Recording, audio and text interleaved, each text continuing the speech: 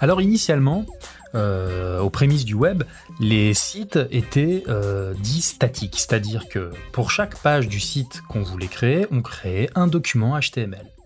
Un document HTML pour la page d'accueil, un document HTML pour la page à propos, etc. etc.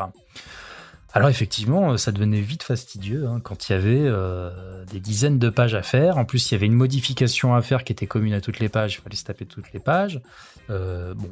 C'était vraiment pas pratique. Donc, comme les demandes ont évolué, on a eu besoin de sites beaucoup plus sophistiqués, avec beaucoup plus de contenu, il y a eu besoin de développer des technologies. Et parmi ces technologies, il y a eu des langages serveurs, comme le PHP, qui ont permis de faciliter la conception de très gros sites. Alors, faciliter à l'échelle des développeurs, pas forcément à l'échelle de l'utilisateur final, puisque c'est un vrai langage, le PHP, les langages serveurs sont des vrais langages qui demandent d'avoir des notions de développement. Mais vous n'en aurez pas besoin, pour développer votre propre site. Alors, reprenons le cas d'un site non dynamique.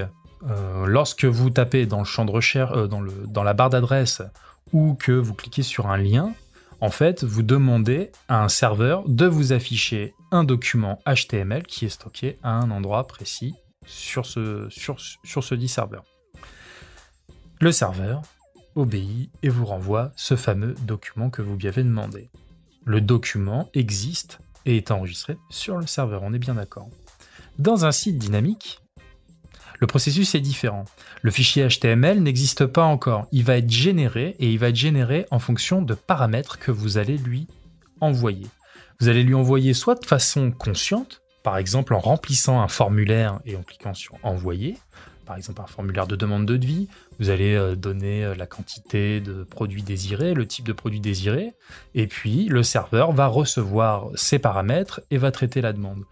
Et puis vous pouvez le faire de façon inconsciente, c'est-à-dire en cliquant sur un lien, ce lien a des paramètres qui se mettent dans l'URL, comme on l'a vu tout à l'heure dans la partie sur les URL. Ça peut être une URL de la forme mon-site.com, point d'interrogation ID égale 279, end autoplay égale 1. Voilà.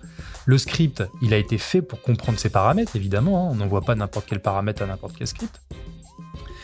Et en fonction de ces paramètres, il va créer un fichier HTML. Donc ça se passe comme ceci, vous envoyez une demande avec des paramètres, consciemment ou inconsciemment.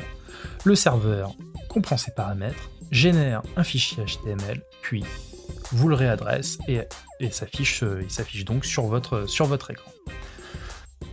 Donc, comme je vous le disais, pour qu'un site dynamique puisse exister, on a besoin d'un langage appelé langage serveur. Et le langage serveur par excellence le plus utilisé dans le monde, c'est le PHP.